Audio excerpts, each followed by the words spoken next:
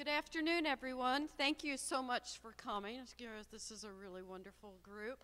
I'm Jill Hartz, the Executive Director of the museum. And could you raise your hand if you've already looked at the show upstairs? Great. So, okay, and we hope that all of you will stay after Adam's talk, too, and go upstairs, because you'll probably have new eyes to see the exhibition with as well.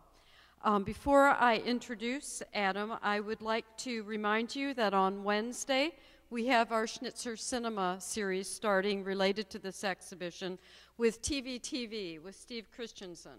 So we're really fortunate throughout the series to have practitioners working today who were part of the 60s and 70s, fit really well in the show, and some are in fact in this exhibition, like Chip Lord. So if you don't have the program, please take one with you when you leave today, because this will tell you all the things that are going on. And please come back on Wednesday at 7 p.m. Our Marché Cafe is open that night, so you can have a drink before you come in. I also want to encourage you to fill out the survey if you can. This is our way of making sure that our programs meet your needs. If you have suggestions, it also tells us who's coming. So that's a big help for us. So we are really honored to have Adam Lerner with us today. Adam is the director of the Museum of Contemporary Art, Denver, and chief animator in the Department of Fabrications. I love that title and all the implications of that title. I have to think of another title for me. He was the founder and executive director of the Laboratory of Art and Ideas at Belmar until the lab merged with the MCA Denver in March 2009. And previously, from 2001 to 2003, he was master teacher for modern and contemporary art at the Denver Art Museum, and curator of and before that, curator of the Contemporary Museum in Baltimore. In spring 2011, he was a visiting lecturer in the graduate program for curatorial practice at the California College of the Arts in San Francisco. So you can see he has quite an amazing track record. He also received his PhD from Johns Hopkins University and his master's from Cambridge University. Adam is one of the most interesting and provocative contemporary curators in the U.S. today. He's known for a unique approach that brings together both curatorial practice and an educational bent. And I encourage you to buy this book. Not steal it at this point, but buy it. Because I think that what you see in the exhibition is just kind of a sliver of what Adam and Alyssa Author, who's the co-curator of the show, have tried to present in evaluating art on the west side of this country during this period. In addition to, as I mentioned, being director, he is the co-curator of the show. Alyssa Author will be coming on April 25th. You'll see that in the calendar of events, and she'll be giving a keynote address in conjunction with the Art History Student Symposium this year. We thank you so much for organizing West of Center and for bringing it to us. It was made possible in part through the National Endowment for the Arts and WESTAF, which is a foundation that tours exhibitions through Western states. Here it's made possible by the Coita and Donald Barker Special Exhibitions Endowment Fund, which is really wonderful to have funds that we can allocate for exhibitions, our members, and the Oregon Arts Commission, which gives us general operating funds, which in this case we have allocated to this show. So please give Adam Lerner a very warm welcome.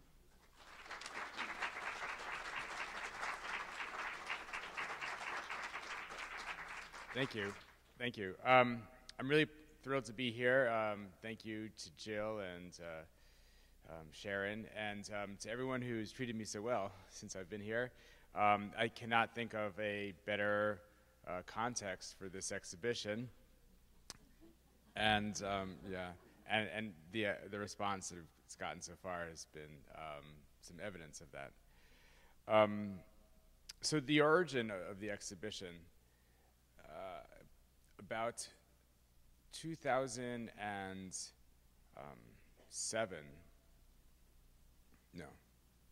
2008. 2008, I was in Taos, New Mexico with my co-curator, Lisa Author, and we were looking around at sort of home-built, hand-built houses and sort of remains of communes and various other kinds of sort of evidence of the counterculture in the 1960s. And so we thought that it's amazing how what was happening in the 1960s seemed to be entirely infused with this artistic sensibility of people trying to make the world they wanted to live in, but yet it wasn't art. It was not artists acting, but people acting in the world, but they were acting in a way that felt artistic. And it seemed to me that art world needed to understand that better. And so we thought we would do what any self-respecting intellectual would do. Let's organize a symposium. So we organized actually a panel at the College Art Association, which is worse. And we took solicitations from people in the field about, does anybody have any ideas about the kinds of activities that were taking place in the counterculture that felt artistic, that were infused with an artistic spirit.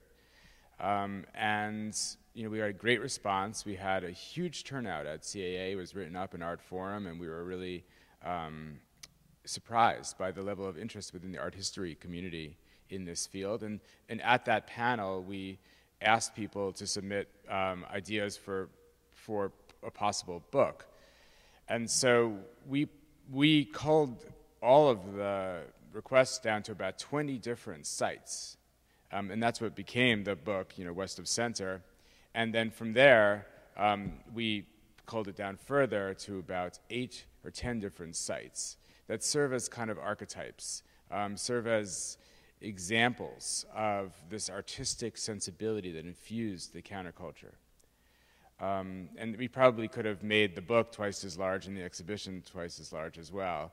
But I hope that this is the beginning of a kind of research that will continue to flourish and continue to have much more detailed analysis of each of these particular sites that we're only just scratching the surface of here in this exhibition. So to explain the sort of philosophy, the big picture of this exhibition, I'm going to show you 2 photographs, one of which you probably have never seen before. And it's the classic flower power photograph.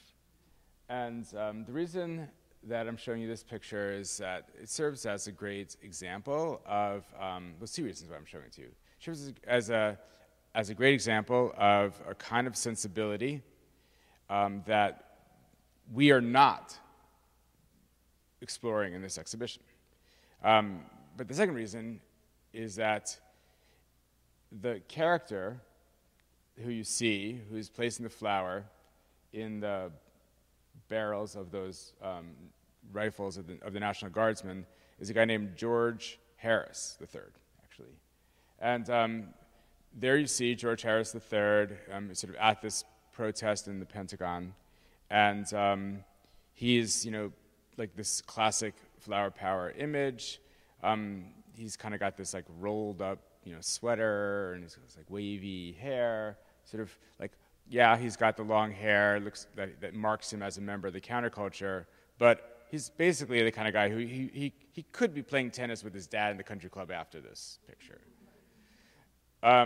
This is George Harris III after he went to the West Coast.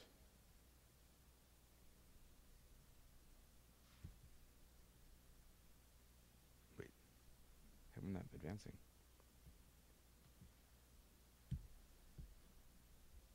Let's try this. There we go. He changes his name to Hibiscus.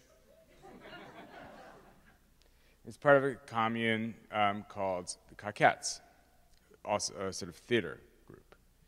Now, these 2 photographs form a great analogy for the nature of art. and that is characteristic of the American counterculture. Because if you think about art as being symbolizing the idea of the flower, you have a kind of like arm's distance from art, right? Flower is a symbol of beauty. This is my interpretation here, my little reading of this picture. But of course, a flower is a symbol of beauty, and there's a sort of, and here it is George Harris on the East Coast has got this sort of flower at arm's distance from himself, and then you have Hibiscus on the West Coast. He is the flower. And what you have is you have this distinction between the art that exists at arm's distance on the East Coast and the West Coast, where art becomes lifestyle. That you live your life as art. And that's the distinction that we're making in this exhibition.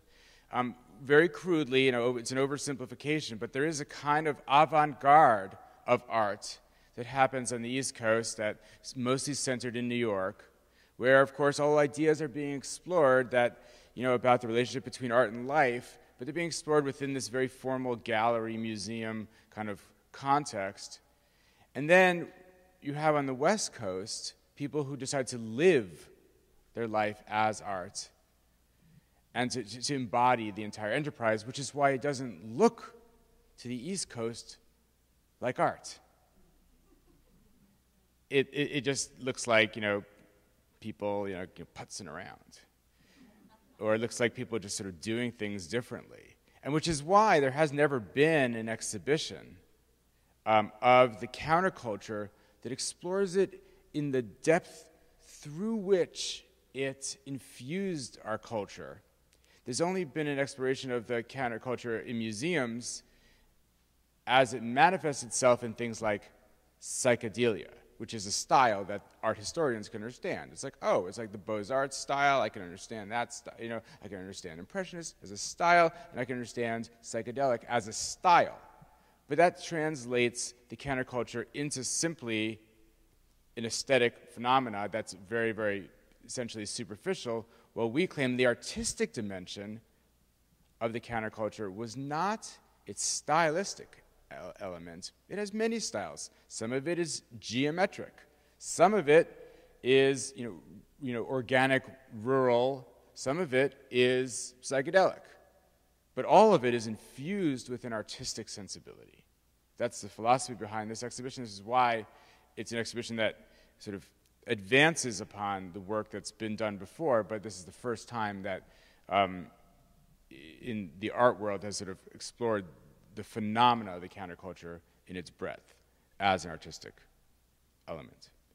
So since we're on the Coquettes, let me just tell their story a little bit more detail, because they are one of the sites for this exhibition.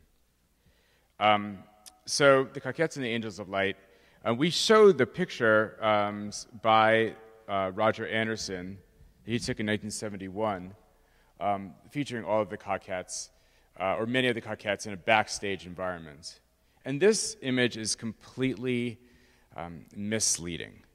This is what you might see if you if you saw this image alone of the Coquettes, you would think of them as like, oh, I get it, they're drag performers.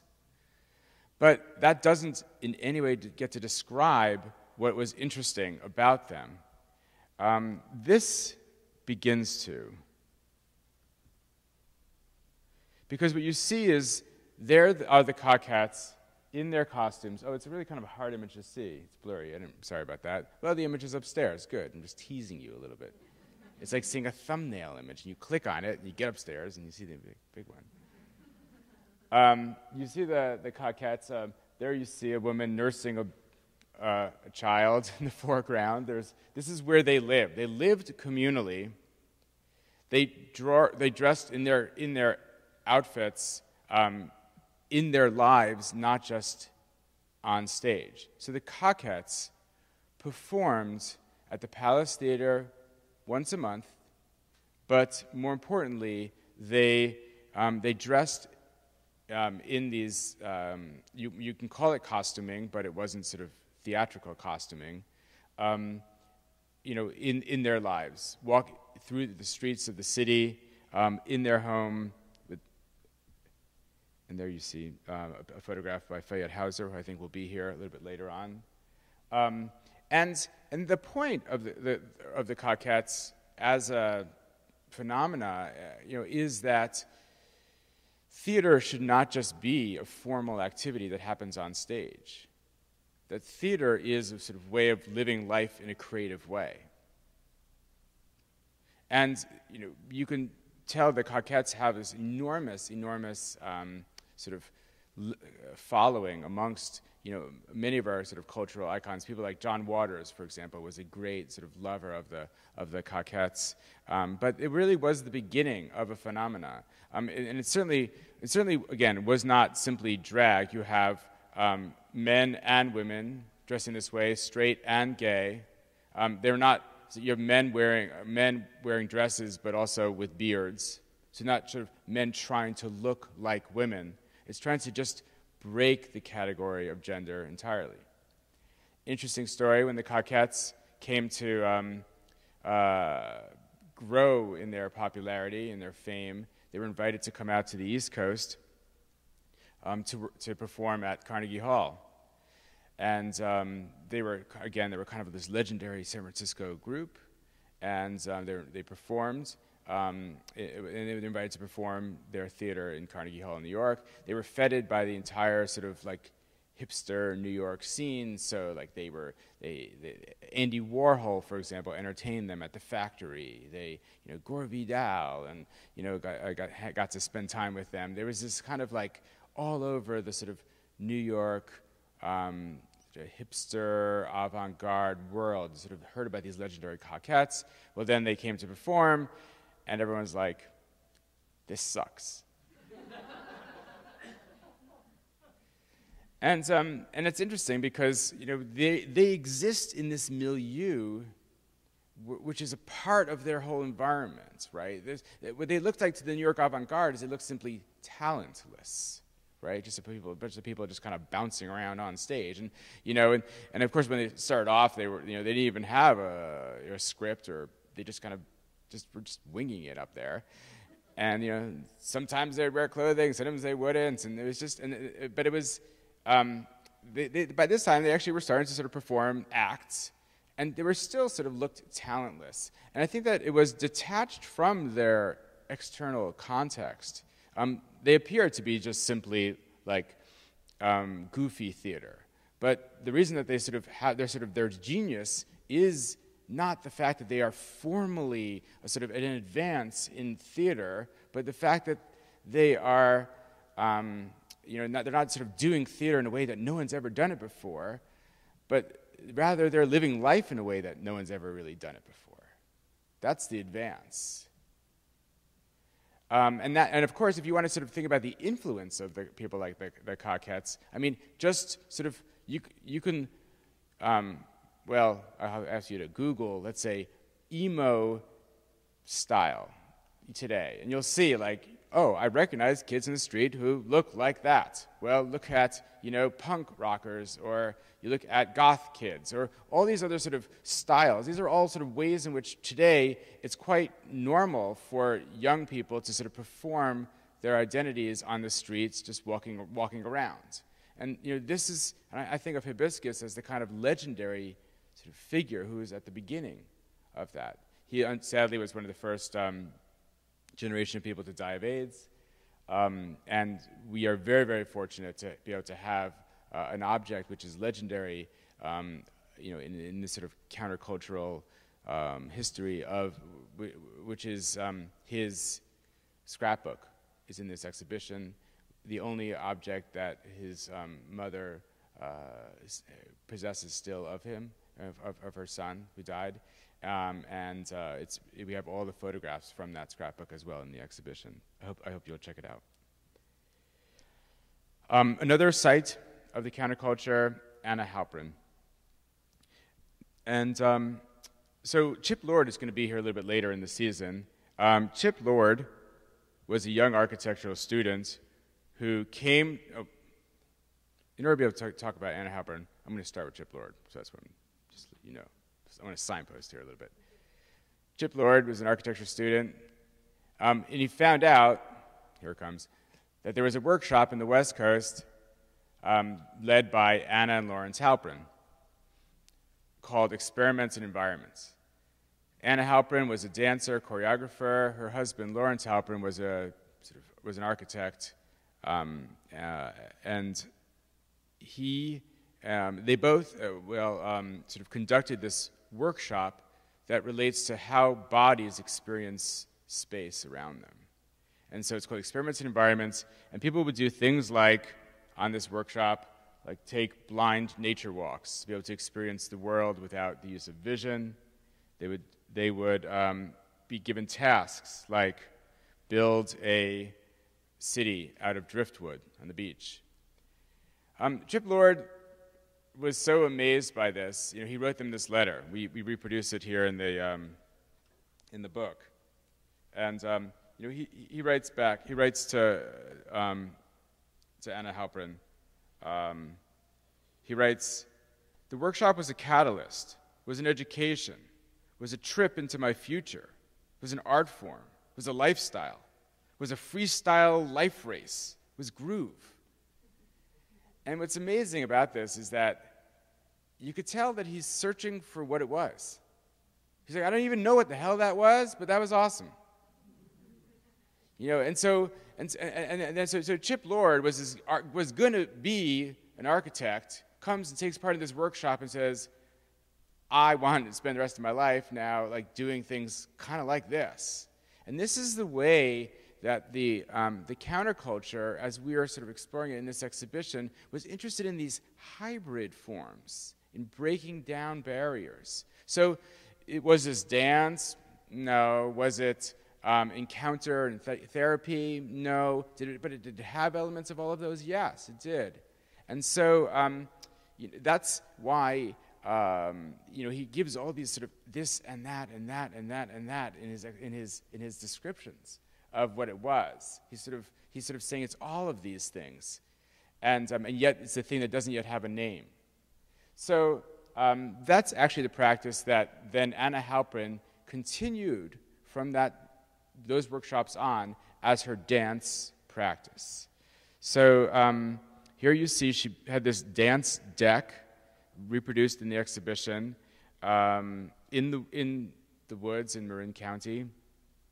And the dances that the dance workshops that she would orchestrate were not oriented towards mastering particular body movements in space, but they're actually focused on one's understanding of one's own body, one's relationship of the body to others, relationship of the body to nature, the idea of breaking away the sort of ways in which society or civilization has sort of taught us to control our bodies and to loosen up those kinds of strictures.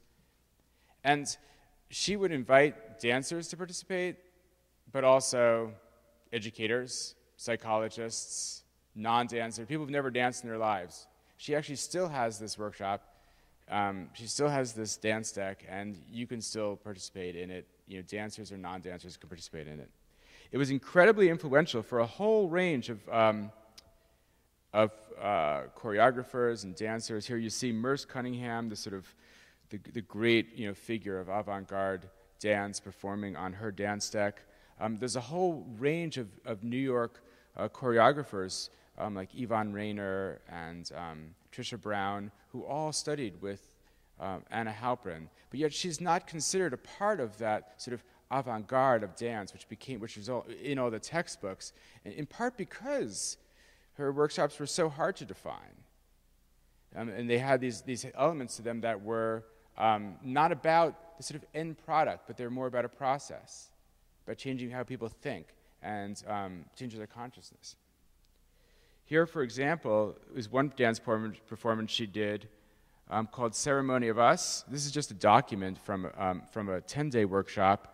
Right after the Watts riots in LA, she went down to LA with her own dance troupe, which was at the time an all-white dance troupe, and worked with an all-black dance troupe in East LA.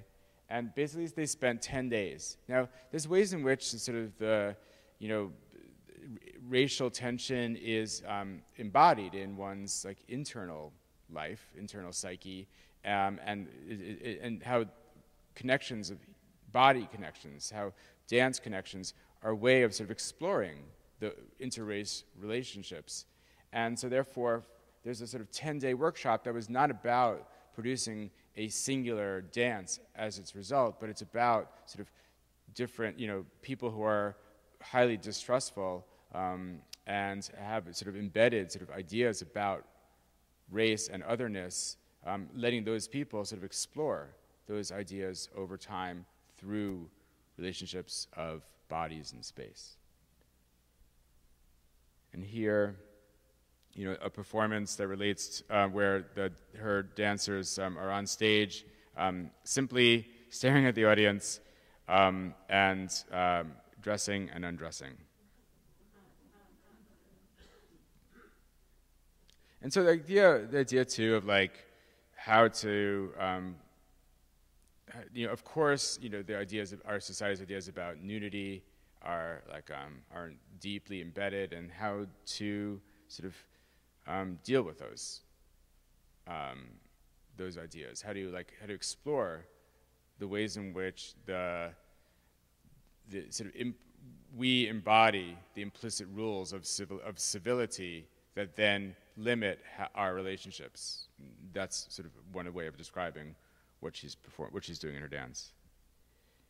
Here, City Dance, the beginning of the flash mob, where she basically starts this, off at the beginning of the day with a group of people, and in one part of the city, and every hour they move to a different part of the city until evening, and basically they do some combination of prescribed movements and dances and prescribed tasks, and some improvisation just in different neighborhoods and with whoever they encounter. And this is what you see is this part of a, on the bottom here, this is really hard to see what this is. On the bottom here, this is like a 20-foot long sort of scroll, and here on top is a detail of it. So the next object that I wanted to sort of explore gets to another aspect of the counterculture that I think is lesser known. The object is the ultimate painting. It's a sort of ironic title developed by 5 people who were members of the commune Drop City. So 1965, these guys formed a commune called Drop City. I'll talk about it in a sec. But one of the things that they did is sort of make art on a regular basis, just sort of like sculpture that was temporary, attached to fence posts, just sort of putting things together because they saw their whole activity as somewhat artistic in nature. And the one thing that they decided to do was to create this thing called ultimate painting.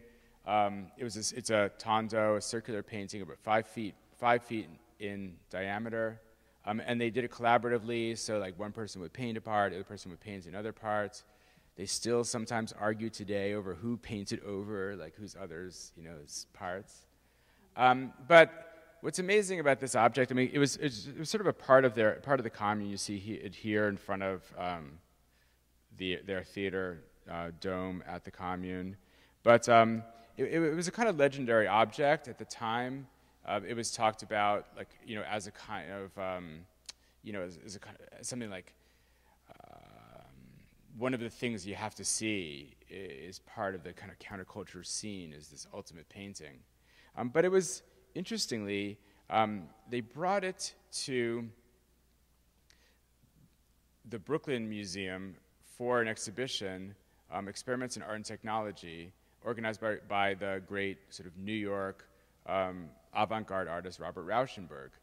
And what's amazing, of course, is that you have this moment when the American counterculture based in the West, the sort of legendary countercultural object, then goes east to be a part of the avant-garde art context. This object, I should say now, is not a sort of a static object. What it is you watch it under a strobe light, of course, and it spins, and it spins around, and the different patterns emerge according to different speeds of the strobe. Okay, so therefore, like, and you can see upstairs we sort of calibrated the strobe light, so therefore you can like click on a button that says freeze, and you can the thing will spin around, and the strobe will be timed so that it looks like it's still. Okay, so this doesn't sound like all that like, you know, amazing, but of course what happens is, by the way, like it was shown in the Brooklyn Art Museum, or the Brooklyn Museum, and then they couldn't quite get it together to pick it up after the exhibition, so it was lost. And it was like, you know, somebody said, I mean, it was like a story, of course, but someone said like, oh, I told this guy that, you know, that to create it up, and you know, I said, you know, and then so they, you know, eventually they tried to trace down this object. You know, someone had said they were house sitting in a house, and it was on the ceiling of that house. You know, the house since burned down. But there's something amazing about this, because I actually think that this is a great, great missing link in the history of our art, history of our culture. This is, you know, late 60s that was made. And remember what was happening in the late 60s. Sort of abstract expressionism in art was sort of, was still riding its wave. This abstraction was still very relevant. And you have, for example, this is Rothko's installation for the Seagram's murals at the Tate Gallery. And you notice that he's really interested in creating these total environments with painting. And so you have abstract painters being, you know, extremely interested in immersing visitors into the paintings that they've created. And not able or not willing to give up the rectilinear canvas, not able to sort of go into space. They're still interested in making people feel like the paintings are big enough to actually absorb them. So ultimate painting was still a painting on board, right? It was still within an abstract painting tradition, but it was interested in being absorptive, being immersive for you, so that it's not just an object that's independent of you as a viewer, but actually was about this environment, an environment that was activated by the strobe. So the painting is actually this amazing missing link between sort of the history of abstraction in painting and the rise of sort of multimedia in art, where artists were interested in creating these sort of total environments, like you see depicted here, the single-winged turquoise bird did in their sort of light shows. So when you see installation art today, when you go to, you know, even like a, you know, if you go to a dance club, I'm sure you're in dance clubs a lot,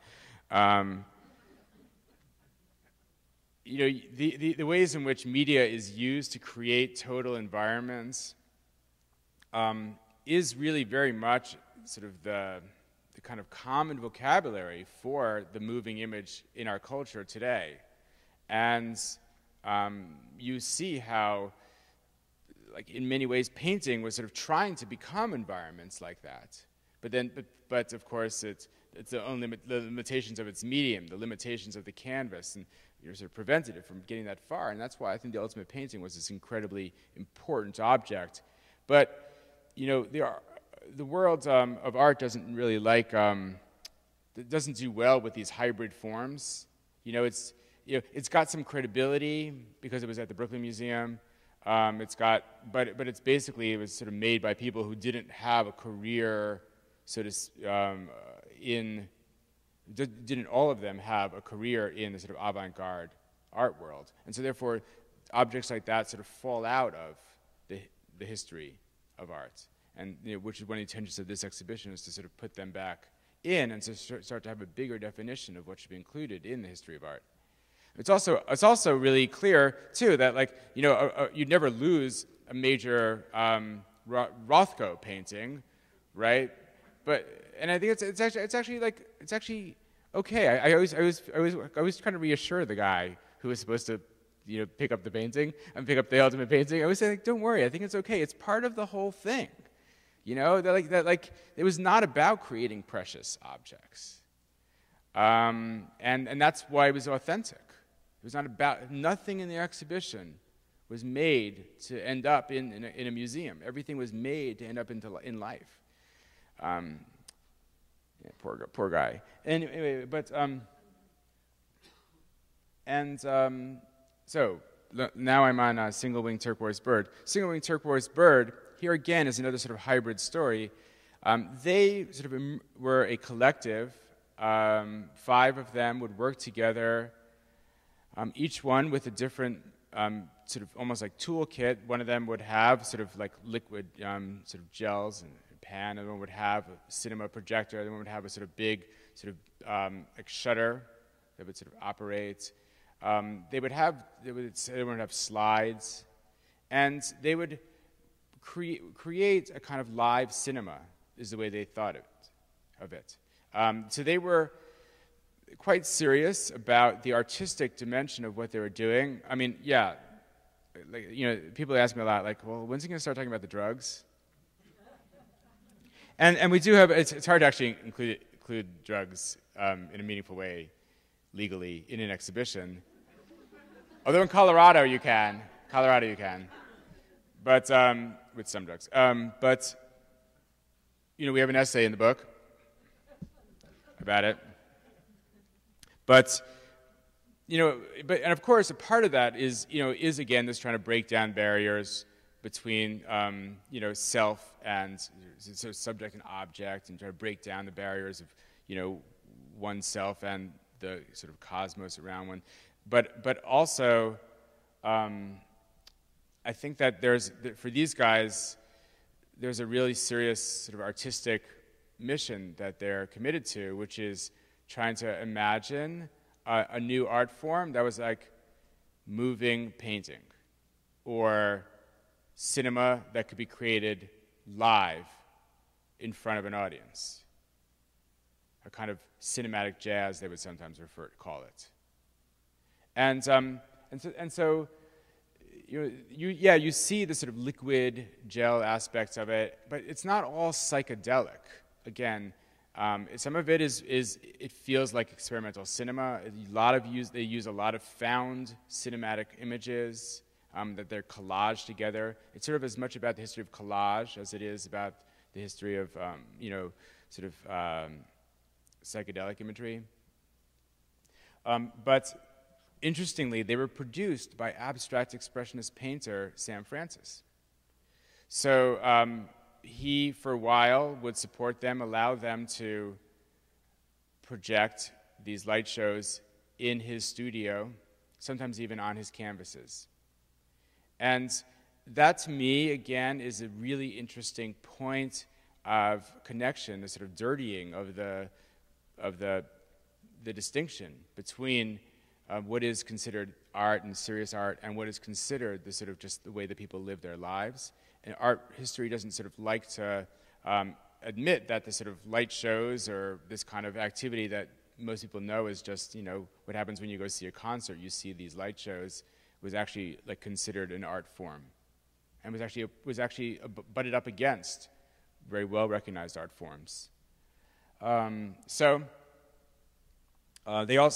performed for bands, but they also would perform in their own studio, having their own shows, because they sort of they were artists, producers in their own right, and they go by Single-Winged Turquoise Bird. So to circle back to Drop City, because I just talked about the ultimate painting in that,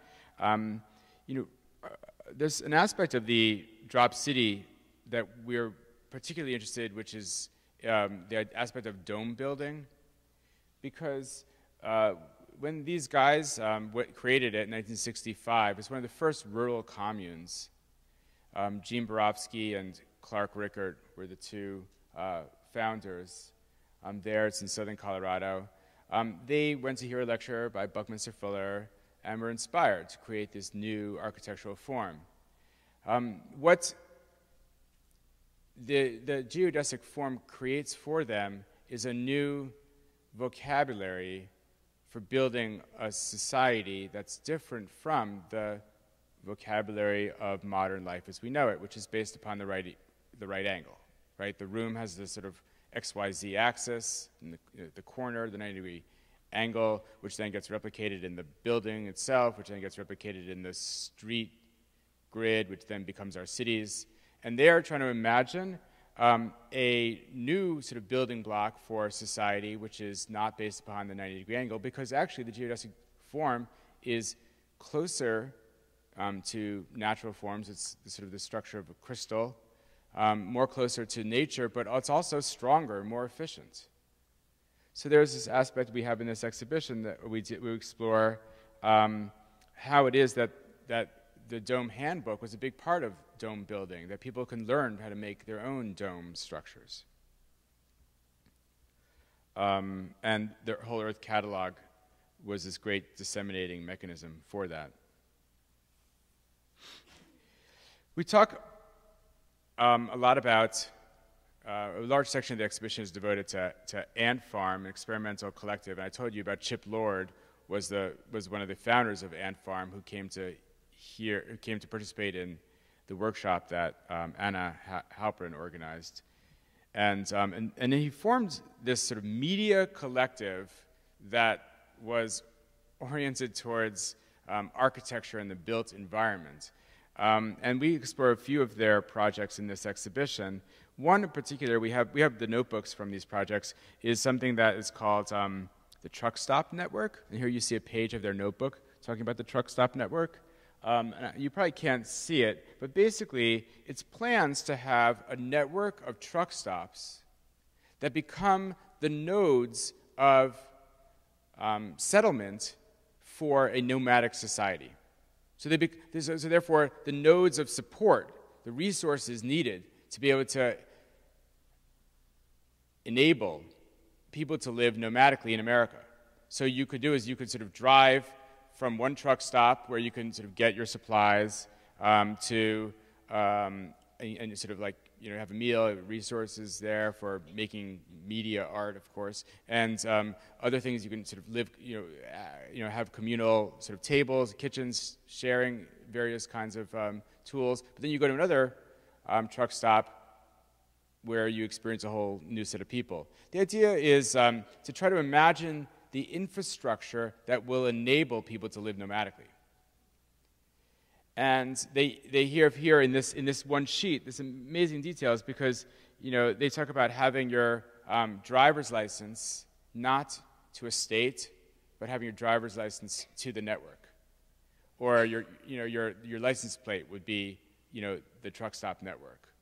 They even imagined a currency that would come from the truck stop network as well. So therefore, let's say you've got an old car that you're not going to use anymore. You give it to the network.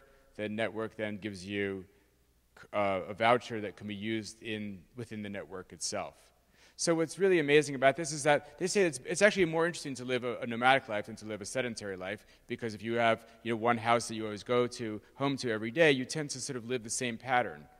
Your life tends to sort of follow the similar pattern, and therefore you have the same experiences pretty much over and over again with only minor modifications. But if you're traveling around the country, you're meeting new people all along the way. You're having new experiences in every different situation. Therefore, you become a more interesting person.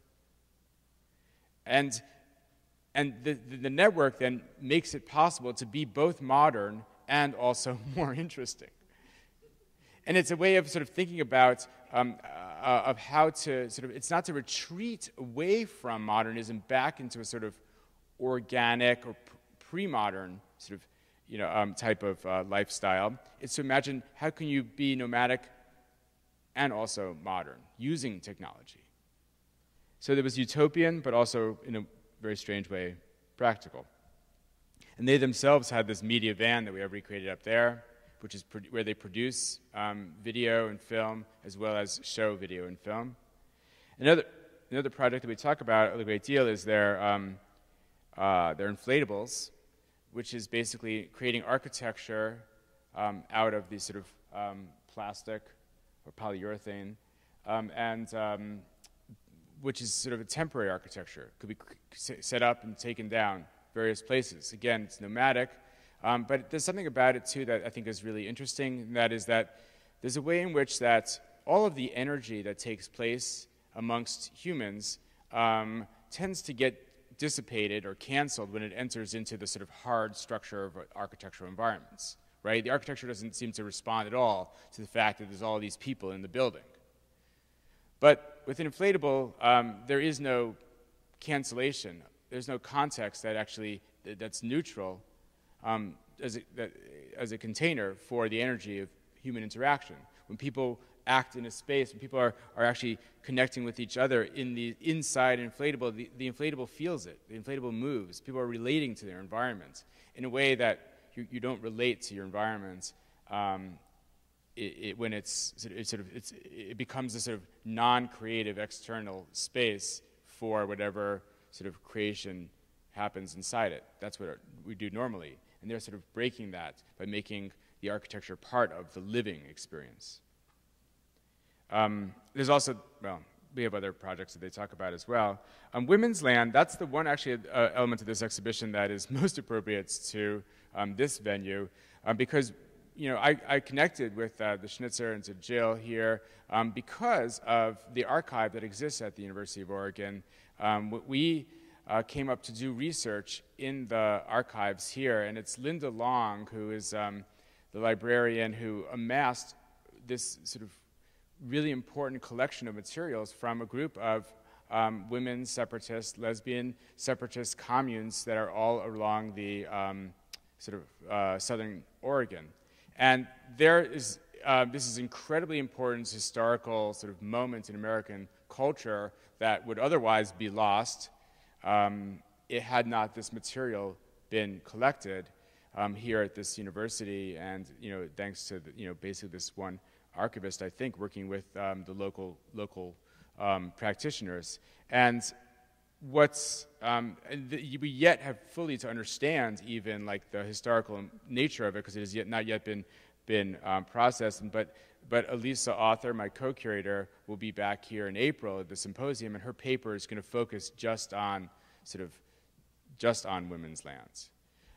But basically, on these communes, which were not meant as sort of art communes necessarily, on these intentional communities where there's hand-built homes. And we talk a great deal about the way that ritual was a big part of the sort of life of these communes, that then, and you see here the circle, we have a lot of images of circles. The circle, like the sort of geodesic form, was the attempt to create, to imagine a new sort of structure of society that's sort of opposed to the sort of hard, sort of 90-degree angle that is a sort of rectilinear basis of modern society, but the circle is a sort of form that's sort of more necessarily communal in its nature. And the idea of recreating ritual was a big part of that because, on some level, it's not art that was interesting, although there was a lot of artistic elements of these intentional communities, in many art-making activities. But it was in some ways the thing we had before we have art. We have ritual, right? The thing that gives us some connection to something bigger than ourselves is ritual, and therefore, art is some modern version of that. But that's to us what was sort of interesting on the artistic connection between the sort of the women's lands communes and the what else is happening in the counterculture. The Coquettes also performed on the women's lands. You can see that in the films. You see them running through the nature in part. They're in Southern Oregon. But the one artist that is focused on is T. Corinne, or T. Corinne, and she was formerly working as an artist. Here you have a coloring book, but what I think is most interesting about her work is this attempt to define a specifically women's visual vocabulary, sort of focus that was based upon there was a women-centric approach to art making and to art and to a visual vocabulary that was different from the sort of history of art that we've inherited in the West that was sort of always based upon the sort of male vision of women. And then also in the exhibition we have some of the posters that were in newsletters by Emory Douglas being the sort of Minister of Culture of the Black Panther Party. And sort of again, this sort of explores how it is that art was just infused into the sinews, the veins of the sort of lifestyle around the counterculture. Here, in its most explicitly political nature, but otherwise in sort of like in the way that that this sort of political, very politically motivated group actually used art as a sort of primary tool, and even creating a Minister of Culture. So I think I'll stop here, and why don't we'll have a little bit of question and answer here, and then we'll have I'll be up in the gallery.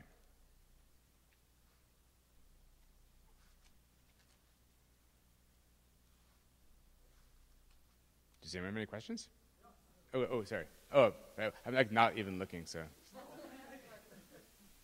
Yes, when this museum reopened in the last decade after extensive renovation, the first exhibition was centered on Andy Warhol and the factory scene, which is not Western Center, but is Eastern Center. But Warhol seemed to be doing a redefinition of art. Yeah. On his own terms. He started as a commercial illustrator, and unlike Norman Rockwell, he took a left turn, and Rockwell just keep going down the commercial illustration route. Right. And what I wanted to ask you was how you see that whole Andy Warhol factory scene as relating to this or not. Yeah, well, it's a really good question because, in many ways, Warhol understood the relationship between art and lifestyle better than anybody else in the sort of avant-garde in New York. I think that Warhol still made like art objects that were destined to be in museums, and therefore like feels like a different like category than the artists who are in this exhibition, even though if you ask most of the people who were included in this exhibition about their awareness of Warhol, and everybody will know Warhol, and like they'll know about happenings that are taking place in the East Coast as well. And so he has this kind of like legendary kind of quality for a lot of these artists. But I feel like it's a different legacy, it's a different phenomena. And obviously there's like we're sort of cutting it. We're saying, well, and certainly Warhol's been talked about enough, so we're cutting the pie differently, I guess, this way, right, with this exhibition. Yes. With those liquid art sort of paintings, the single wing. Was music always integrated, and how important, if it was music, and did that endure linked with the artwork? Great question. So we're talking about the single wing turquoise bird here. And music was always a part of it. And they, when we had to commission them to do this afresh because they didn't sort of keep their work. So therefore, like, it was always a living experience, and always related to music, and they were always improvising to music. The way they created this piece that we have in the exhibition actually was they created it to music, live, filmed against a wall, and then they filmed that, and then had somebody score it. And I think which gives you evidence of how important music was. So therefore, like, in some ways, music was what they're responding to, and when they're creating their sort of living, visual, experience. And they thought that it was more interesting, though, to actually have original music to it, and that's why they created this with music. But it was essential to it. Yes. A question about Drop City and the Geodesic domes. How extensive the commune there? How extensive was that? How long did it exist? And did it spawn perhaps a network of similar sort of geodesic dome communes around? Yes. The question was, how extensive was Drop City, and did it spur others? And the answer was, it was a kind of a spur. It was seminal, and in the sense that it was founded in '65, but by the end of the '60s, it was sort of overrun by travelers, and therefore it didn't. And so its original founders were not able to sort of realize their intentions to, like, live in this back to the land way, and in part because it attracted so much media attention. It was very early. Remember, '65, before the sort of Summer of Love, before all of that, as a back to the land sort of intentional community or commune. But because the media was so attracted to it, and it was publicized in Time magazine, BBC, they tell a story of how when Time magazine showed up to shoot Drop City, they brought their own hippie with them. And because basically, like, these guys kind of they looked kind of dirty, like, but they would have described themselves at the time as beats. Not certainly not as hippies, and certainly not psychedelic, but they brought this sort of, like, hippie-looking person, who's like, looks like, from straight up central casting, and then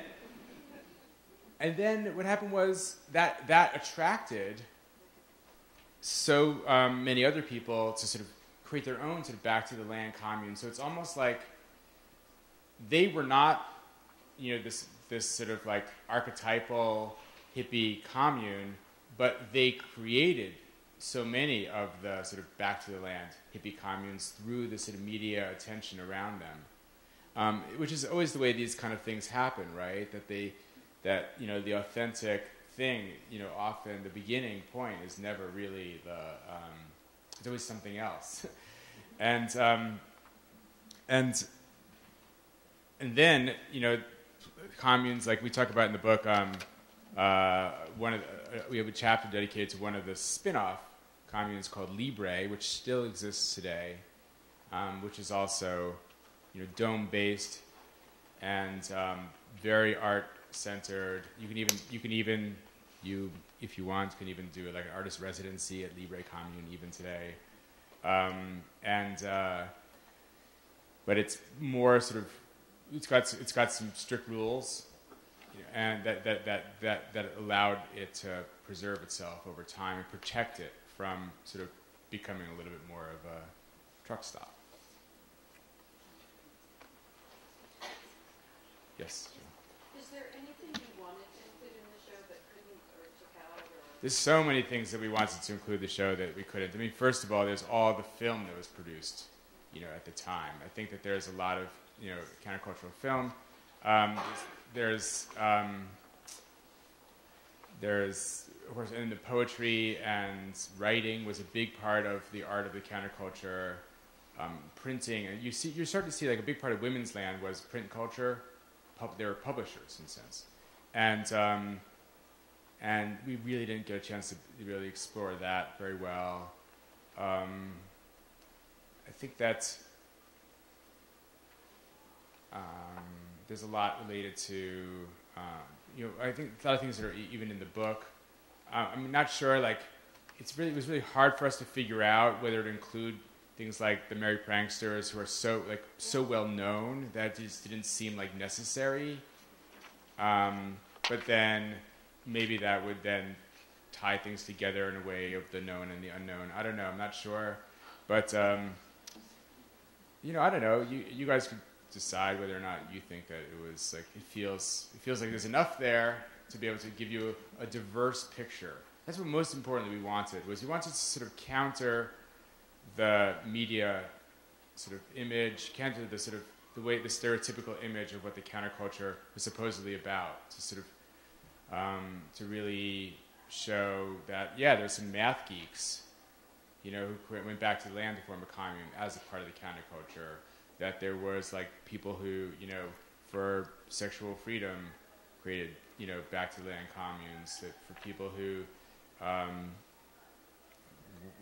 kind of almost like creating sort of radical psychology with, in dance, as part of the counterculture. So basically, those are all things that I think we wanted to sort of, more than anything, is to show some of the complexity of that picture. And you rarely would ever have, like, in the same place, like the Coquettes and like geodesic domes, right? Like the world of the like the whole Earth catalog seems to be like so at odds with the world of the Coquettes whenever it's talked about in art history, if it is talked about in history, right? But actually, they're both deeply embedded by that same mentality, right? Which is to sort of this hand-built world, right? I mean, the whole thing about the Coquettes was that, like, we could just make our own costumes, we could scavenge our own stuff, we can create our own world, which is exactly what the sort of dome builders were doing, right? And I think that, so those are intimately related, but there's not, the whole Earth catalog doesn't say anything about, like, how to, make your own dress, or make your own sort of, like, peacock costume. Yes? I'm interested in the possibility in your research and for this exhibition that you discovered some national events that were particularly influential. Looking at some of the images and listening to you today, I think of in Oregon that there were lots of cities that were involved in the Vietnam Summer Project in 1967. And those events feel like meeting some of the images we see here would make me think back to that. And then there, in Oregon, the McCarthy campaign in '68 was filled with artists and writers. People actually from all over the country came to Oregon, campaigned for McCarthy. But it seemed like there might be some specific incidents along the way from the free speech movement in early. Yeah, it feels to me like that's exactly the kind of exhibition I hope that will be spurred by this one, because it sounds to me like there's such a richness of history right here in Oregon that I think it really needs its own sort of story to be told. One thing we found, one of the things that's missing from the exhibition is you don't really have like an anti-war sort of component to it, which I think was obviously was big part of the counterculture. I think we focused on the cultural politics, the people live their lifestyle. Partly, and that's a bias. Maybe that was a mistake. You could decide. But it was really a bias that we had, because coming from like our generation, I was born in '66. So was Lisa. And for us, we're looking at our lives now and seeing how much of it came out of the counterculture. So that's why this exhibition is really biased towards some of those things that have their really enduring qualities, like, for example, like the local food movements and all this sort of like return to organicism and the sort of the internet and this attempt and the connectivity and all these other kind of things that are all sort of really deeply rooted in the counterculture. And we didn't I think that biased us towards not having those really digging too deep into these anti-war phenomena, which felt to us a little bit more, like they were not as like cultural politics as they were politics. But that's just, you know, an arbitrary distinction that might be wrong. You know, and I would say that you know, and I think that another exhibition, you know, would probably be better. You know, if I did this again, maybe it would have some of those kind of things you're talking about. And the ideas, of course, have to relate to how good is the visual kind of evidence, because for what gets included in the exhibition usually works how well it can be visually represented. And that's a little bit of a bias of deciding to choose the exhibition as your format, you know, as opposed to a book. You have to have sort of a little bit more visual material. That's a good question. You're expressing the art of the time, and that's relevant because this is an art museum. I mean, the whole historical and political perspective might be better served in another context too. Yeah. Yeah, that's true. I mean, I think that there should be. Yes, thank you. Wait, so maybe we should just. I want to go upstairs to the exhibition, and people can grab me then. I'm happy to sign people's books if they want. Please join me. Thank you.